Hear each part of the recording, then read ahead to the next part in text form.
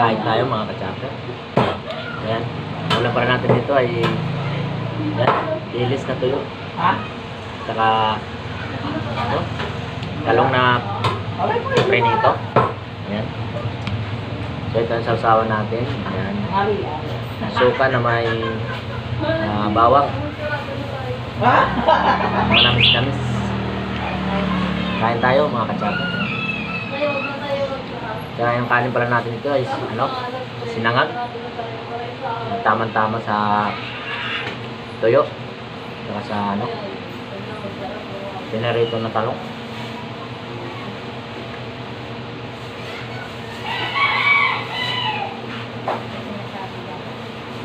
Ayan.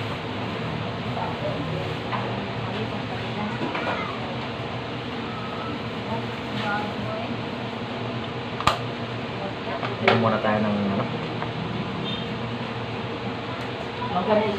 Paano masabi? Gago! Bago na tayo. tama sa almusal yung ulam natin.